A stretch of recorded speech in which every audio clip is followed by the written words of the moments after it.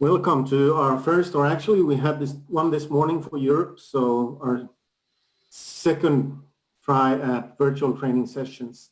I think we should, how many people do you have that joined so far? Can you tell me? Yep, we should be waiting on 2 or 3 more. Okay, I can see participants. Okay, let's not wait anymore. Should we record this session as well? Yep, I have it recording now. Okay, good. All right, so this first session will cover the concept of partnering with Texoft 3D and Autodesk to develop on the OEM platform. There are a lot of small issues that repeatedly come to our attention from both new partners or prospects as well as existing partners. So this first training session that we call the Basics is going to cover all of the components and the workflow, and hopefully, regardless if you are experienced or not, you will be migrating to future versions and find at least something of this valuable, even if you know the technology pretty well from before. We expect this to take between 45 minutes and 1 hour. I ask you to mute yourselves, and if you have any questions, please write them in the chat window. You may address them to everybody so we don't get duplicate questions, or if not, you prefer writing them privately, you write them directly to Ray Bass, because I'm not going to be able to monitor what comes in there. And Ray Bass, if there is something that you feel we should bring up during immediately, then just let me know, okay? Perfect. Good. But otherwise, we'll have a QA session after the presentation. So the agenda. We're going to look at the components and environment that we will be using developing on the OEM platform. Also the workflow all the way from the beginning till you get your approval emails, and where you go to download the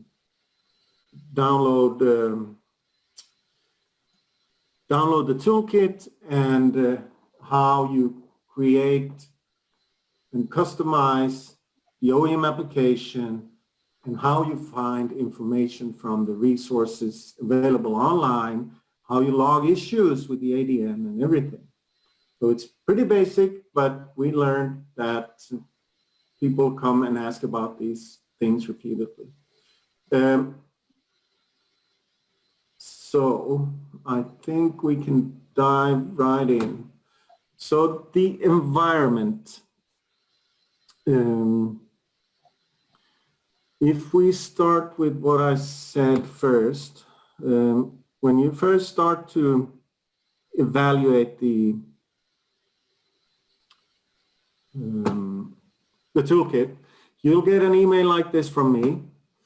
It tells you where to go, how to access the evaluation version is in this case, and also gives you a serial number. Simple. And once you get approved, you will get an email. This is from Agnes. She takes care of European partners. You will get that email from David White, and it will explain the concept here also. And this is just a sample serial number. As you probably could figure out, the real serial number is down here.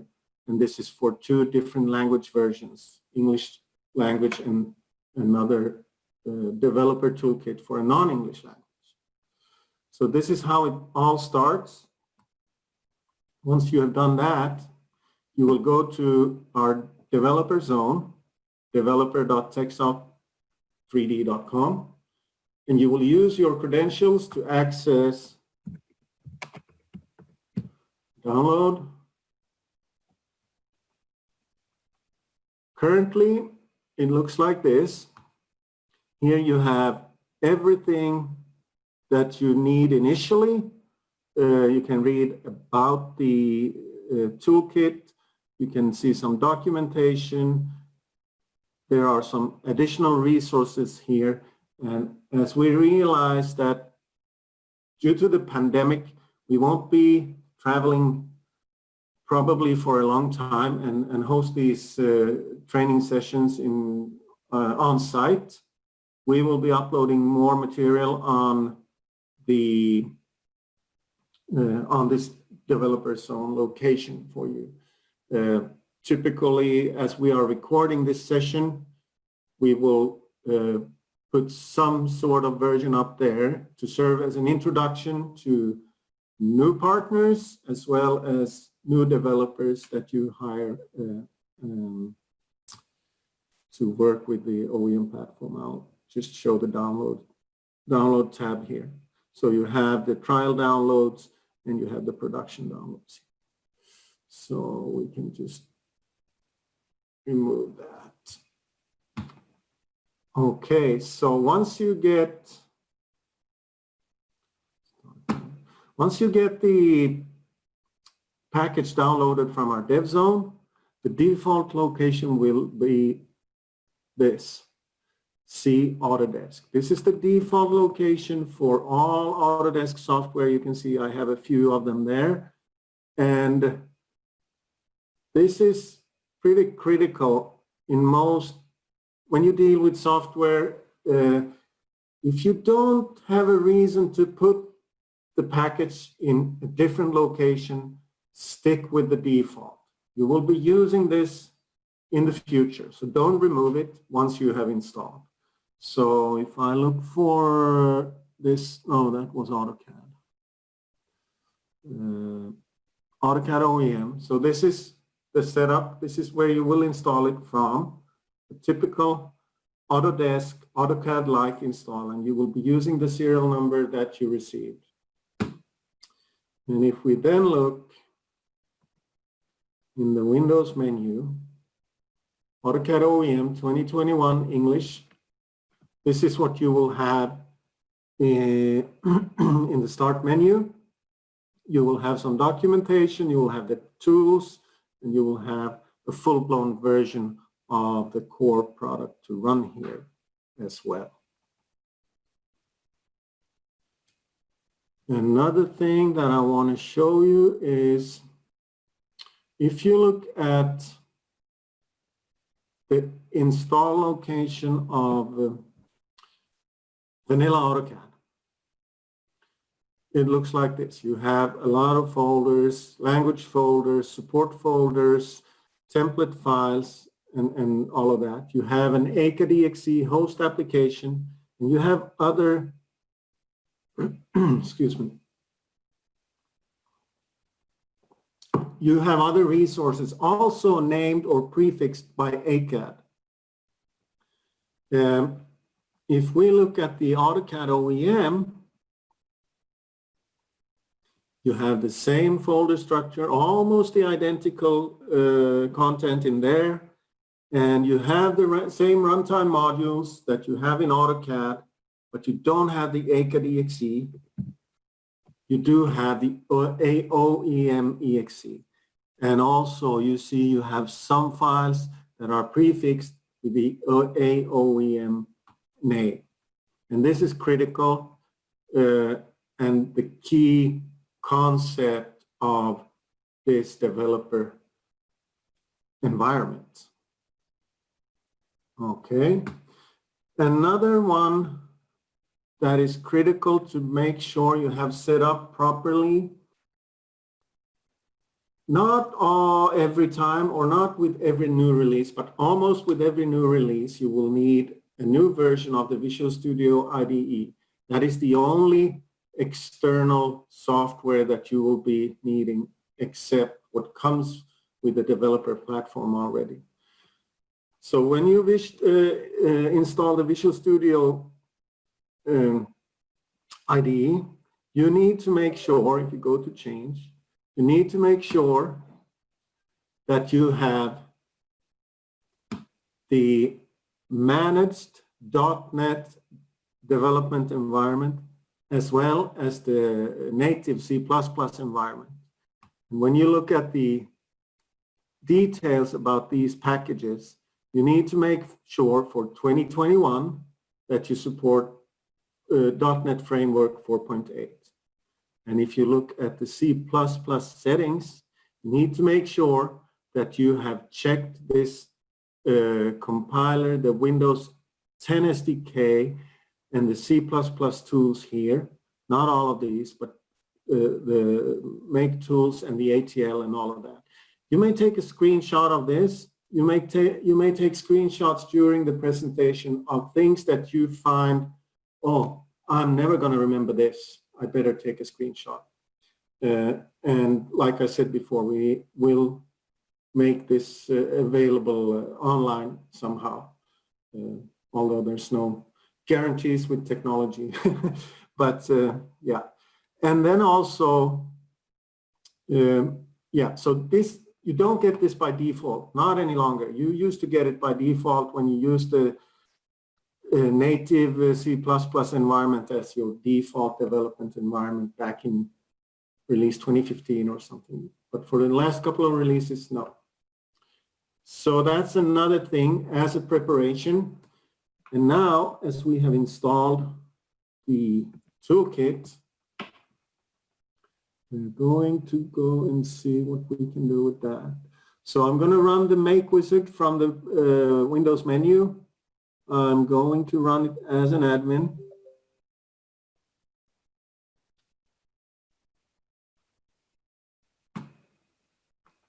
Okay, so this is after the first install. So we have a lot of partners who just jump in there way too fast, bringing in their own custom DLLs and start building. And they never figure out maybe the C++ components or something is missing at this stage already. And you don't really want that. You want to make sure that your environment is set up properly. So I enter the key code. 13, and I create a new project from scratch. I'm going to call it day one. Oh, day one. Day one, because we're on day one of our virtual OEM training. You can actually use 8 characters for this project name, but I try to stick with 4 because yeah, you'll see. I'll mention that later on. So now I have a new project. I go to next. I will call my product day 1 CAD. And I will change the company name to TechSoft 3D. That's all I need to change at this stage, really. I can notice that my build location for the product will be here. I'm going to copy that into the clipboard, and then I move on. So in the AutoCAD Commands tab, this is where you configure the native behavior of the features that comes with the core product. So I'm just going to select the first one, press Shift-N, and enable everything full.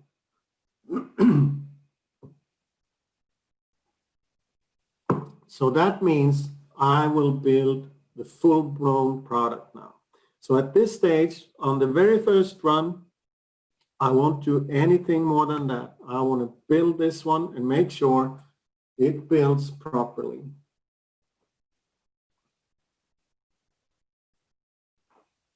Like I said before, we have many partners who are very eager to get in there and start creating something without verifying this first step. And simple things simple things.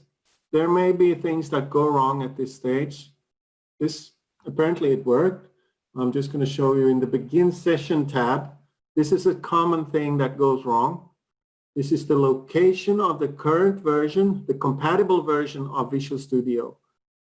If you have several versions of maybe OEM, but definitely several versions of Visual Studio, and if you have installed them in a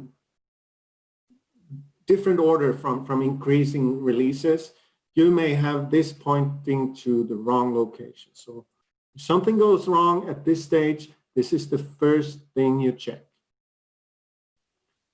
And the second thing you check is the control panel, and you go and make sure you have all the needed components included with your Visual Studio. So, yeah, I mentioned the build location of my project. So you remember I copied it from here. And I will go and have a look at that.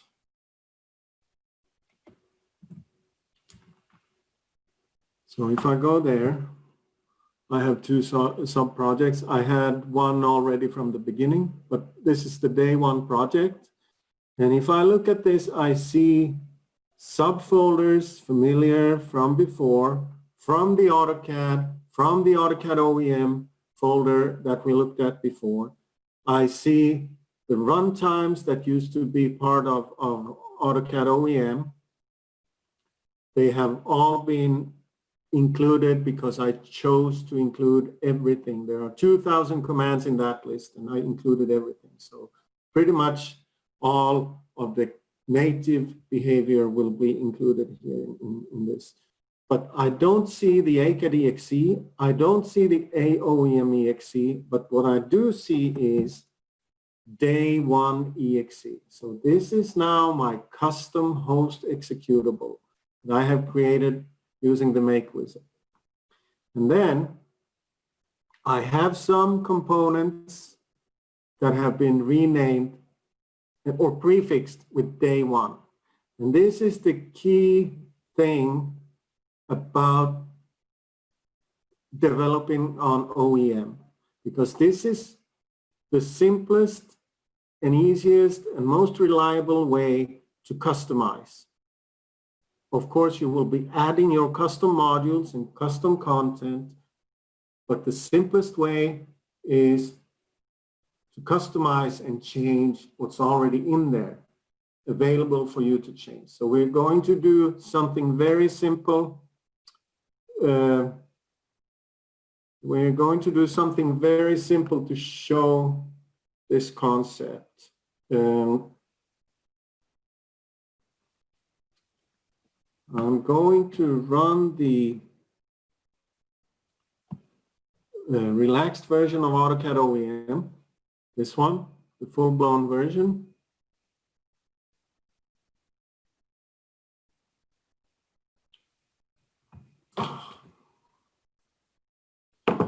And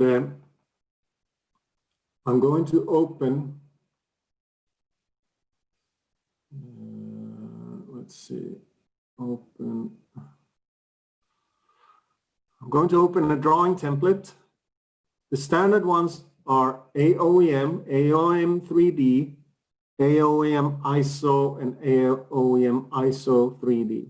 So let's take this one, open this, and I'm going to add something custom to this template file. I'm just going to draw a circle, something like this, and I will create a block from that. I will call it virtual training. I will pick the center point of the circle. I will select the circle, and I'm deleting it from the drawing. Remember, this is a template file. I think that's it. And then I'm going to go and save this as I have a folder, virtual training. Okay, it was already there. So I'm going to save it as day one ISO. So I'm replacing the AOEM bit, those 4 characters. I need glasses to do this. So, and this is the reason I chose to use 4 characters before, because AutoCAD is 4 characters, AOEM is 4 characters, everything that I'm replacing is going to be 4 characters. You can use up to 8 characters, but it is software. I am a developer and I'm a bit skeptical and paranoid to software in general, but you can definitely use 8 characters. But to be on the safe side, I always use 4. So day one, ISO, I will call this one, and I want to replace it because I did the same training session this morning, so there was one already. I should have removed that. And that's okay. And then I close this one. So now we already dealt with the AutoCAD OEM, AutoCAD Commands tab. Now we come to your modules. So anything that I add in terms of custom runtimes or content or documentation or whatever it is, I add in here. But I also need to replace what is native. So I'm going to, maybe I should run this and show you first. No, you will see that. So I'm going to add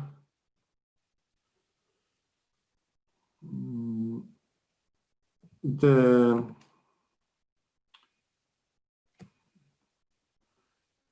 template file that I just created. 723, that's what time I have. I'm based in Sweden. I didn't give an introduction on myself, but okay. So this is the template file, and it needs to be put in a location of my custom OEM application, and the mode in which it will be placed there will be copy file in this case. I'm going to copy it there. I'm going to copy it there, and I will put it in the template folder. Now I can go to build, and I can choose to only copy files because I haven't really changed anything else. And I do build. Build is complete. This is really quick. You saw that build all, it takes a while, but if you can bypass that by just copying some specific content, you can do that here. So now let's run our day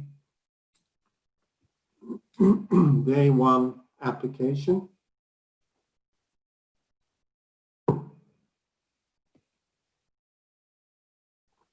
And when I come to the day one application, I will go to new, and I have the default template files, day one ISO, day one ISO 3D, and day one 3D. So the other ones will be default, the ones that comes out of the box with the core product. But day one ISO I have replaced.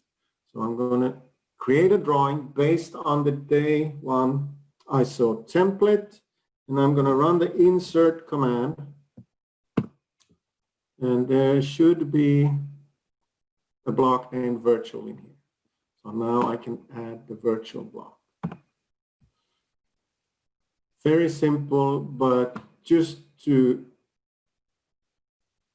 give an example of, this is the key concept. You will be doing this with a lot of more files, PGP files, CUIX files, and all of that. Tomorrow we'll be looking at the CUIX file.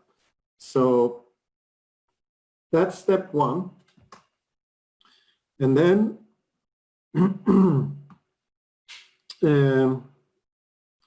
then we did look at that. now we should run Visual Studio and build something custom actually. So the Visual Studio 2019,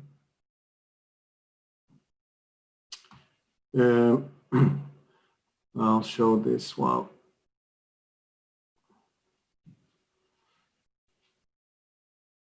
In the AutoCAD OEM folder, there is an SDK folder called ARX. This is the Object ARX SDK with sample solutions that you can use. This is exactly the same as the vanilla AutoCAD Object ARX, but it is specifically built for OEM. So you cannot compile your custom modules using the vanilla AutoCAD Object ARX. And this is not really a good location for that under program files concerning user access control and admin privileges that is needed. So the typical thing is when you try things out and you test and you learn the toolkit and you want to use the samples, you put it in a writable folder. So I have put mine in Documents AOEM ARX 2021. So we're going to open a project from there. I'm going to pick a .NET sample, this one. This is a C# project.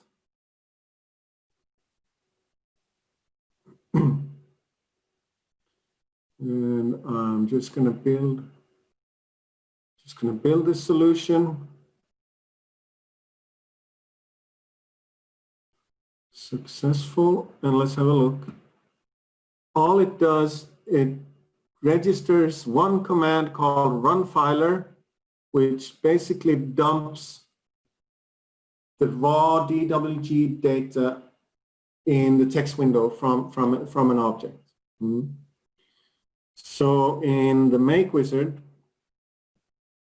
coming back to your modules, we're going to add this, the output DLL. So this is what you think of as one of your custom modules, .NET, filer sample, bin, debug. This is the DLL. Okay, so this is all you need. I will put it in the root folder of my application. Sorry. I will put it in the root folder of my application in the same location as the day one exe host. And for anything that speaks to Object ARX libraries or DLLs, the APIs, you need to bind it to the host application. This is what's special about OEM. So unless you bind them to your product, you cannot load them and run them inside of there. For managed modules, you need to use managed mode. I'm going to choose managed mode. I'm putting in the exe, and I'm going to the build location, build tab, uncheck copy files, and I believe that we may have to build all here. So I'm going to build all.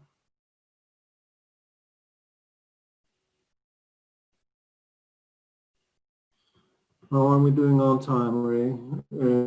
Any questions coming in? No, not yet. We're doing just fine on time. Does anyone have any questions? Would now be a good time, or wait till the end? No, this is pretty quick. Okay. So, all right. So now I forgot something. So with the your modules, while I have been adding it here, I need also to specify the behavior, how our host application will treat this specific module at runtime. So first, as you saw in the in Visual Studio, I have declared one command called runfiler. And for each module you specify here, they need to have a unique logical application name in this list. So I will have to figure out some way to keep these unique. So therefore, I have a principle. I simply use the namespace where the command is actually declared. This will be in VB.NET, it will be class. So filer is the name of the namespace in this case. That way I will always know they are unique, and if somebody else goes in to fix something that I screwed up, they will know this is how we do, this is how we name our logical applications names. And then the load control, this is a value indicating how it should behave runtime. And I'm going to go back to the presentation and see, I have a hidden slide here, this one. So these are the load control values in AutoCAD OEM and in AutoCAD as well, for you who are familiar with that. So this is a bit value, so you can combine these. So typically for my DLL, my runfiler DLL, I want it to load whenever the user issues the command runfiler, sorry. And also I want them to be able to load it manually using netload. So I'm going to combine 4 and 8 to 12, right? So let's go back and put 12 here. That's what I forgot. So now I have to go back and build.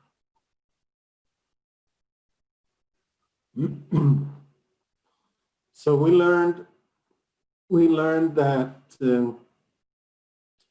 when we planned this training session, we did plan it to be hands-on, but having 31 people attending this morning in Europe, we realized soon that this needs to be less hands-on, less interactive, but still show the process that you can follow. We upload the video and you can stop and you can go back and forth and look on details. And you can also share that with your colleagues or new developers. So now I'm going to run day 1.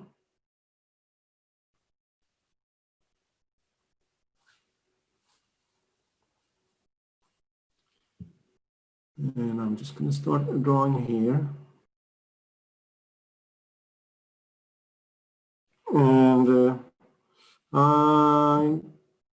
I'll just draw a circle again. I need to have something, and then I do runfiler, and you see if I select the circle, it will dump the DWG data for that entity. So that's one thing. Another thing is, if we look at the registry, remember you get a folder structure, you can replace some of the native content using the AOEM things, but also, as you may know, AutoCAD is heavily relying on registry settings, and therefore we will also find out that if we look at, where is this current user? So if we go to local machine, software, Autodesk, and we look at the AutoCAD product, you see that you have the product code, the language version, and you have all the content here. of the vanilla AutoCAD. If we look at the AutoCAD OEM 2021 version, you will see we have AOEM, not like up here AutoCAD.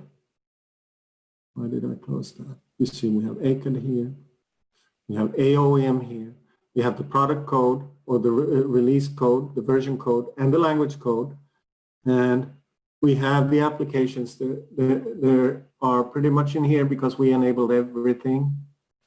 We have the variables, and because these are also present in the AutoCAD commands list. So here you can enable or hide system variables as well. So they will all be in here. Okay, so that's AutoCAD OEM. But if I go to local machine software, and you remember I entered TechSoft 3D as the company name, I go to TechSoft 3D, I will see Day 1 CAD as my product name, and Day 1, same release code as for AutoCAD and AutoCAD OEM and the language code. And I have applications. Yeah, so I said before that I have enabled everything. That's why there's so many for AutoCAD OEM. What I really meant to say was at this stage, I was going to say I have enabled everything. That's why we have so much here. But naturally, when you configure your product, you will have a lot less here. And what I'm looking for here specifically is filer. So this is the filer. You remember the logical application name. It shows up here, so there's a reason for that. And you remember the load control value 12 that I entered. And this is the location of the DLM. This is standard AutoCAD behavior that will work the same way for your OEM products. And now let's see. I think that's what I wanted to show. The registry. Okay, so there are a few things that we learned, and we want to set the right expectations for you. I am a technical resource for our partners and prospects, but TechSoft 3D is primarily, or in fact, only the sales channel for this product. So we take care of the application process, we host the media, we provide consultancy and training, and I support you technically in the beginning, usually up to first customer ship. But it is an Autodesk product. We don't have a QA process in place. We cannot fix any issues that you report to us. That's why we don't log any issues. We need to communicate those onto AutoCAD, onto the AutoCAD team, so things will get fixed. So Autodesk will still, or the ADN will still remain the main source of support for the product. You are always welcome to come to me, but be aware that I may pass you on to the ADN for certain issues and for the reason to maintain improvement of the product and have issues logged where they should be logged. So eventually things can get fixed. And the resources you have for finding technical knowledge, they are also maintained and provided by Autodesk and the ADN. We do have some on our developer zone, as I told you before, and we will be uploading instructional videos, how-to videos, getting started videos, because we don't really know when we will be traveling again and offer on-site training. So we have plans for that currently. So I will show you first, I will show you this. So the main, so in the AutoCAD OEM program group, I do have the API documentation. This is actually online. There are README files both for AutoCAD OEM, but mainly the AutoCAD OEM Developer's Guide. So if we look into this, this covers all you need to know initially for working with the product and start developing. It explains those different bind modes. It explains each tab in the Make Wizard, and it also comes with a self-paced tutorial that covers some of the basic stuff that I haven't talked about here. If you have not gone through this tutorial, even if you have started working on the AutoCAD OEM platform, I really recommend that you go in and at least browse through the material and pick something up.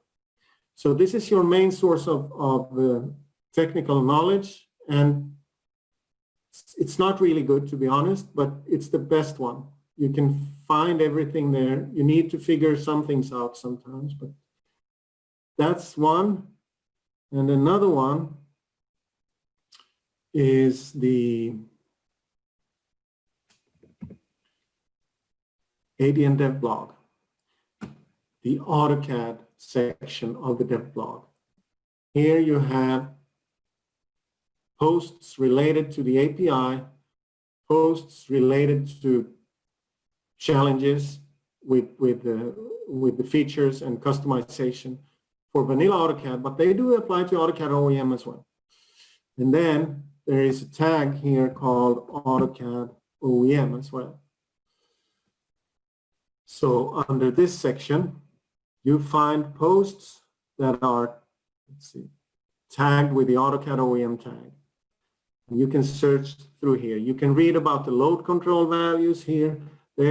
Many of them are old, but you can find a lot of information when you run into issues. And then we have the forums. The Autodesk forums, these are forums for the end user products. We are not interested in that. We go to other forums, and then you have AutoCAD customization. So in here you have the Lisp forum, the VBA forum, the .NET forum, and the Object ARX forum, which is for native C++ development. And there are a lot of people, enthusiasts, who this is the fastest way to find an answer to your question. There are thousands of posts there already and solutions. So do a quick search before you post a new one. If you don't find any answer, you post a new one, and then you will probably get an answer within the hour or a couple of hours. This is also monitored by the Dev Help engineers at the ADM. And lastly, I repeatedly get from our partners, they ask me to log issues for them within the ADN, but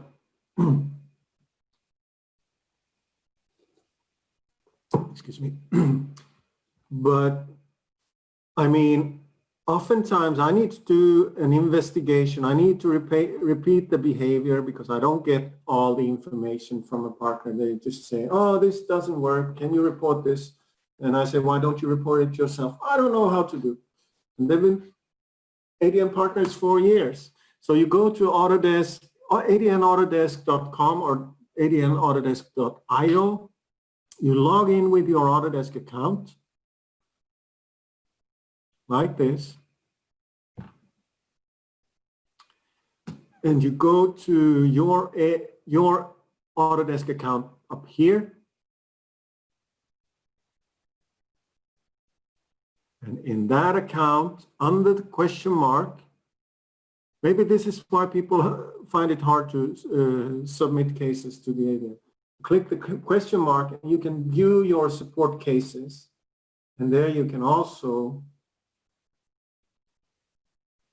if it comes up, you can also submit a new case, whether it's technical question or API support. So please use that. Then it's logged in their system. And if it's a bug, it needs to be there because it needs to be fixed for upcoming releases. Now we're on. And if anyone ever have a question about how to log one of these issues, feel free to give me a shout. I can walk you through this process of how to log it with the ADM. You know, it's quite easy. Good, Ray. Good, Ray. So this actually covers everything that I did plan to go over.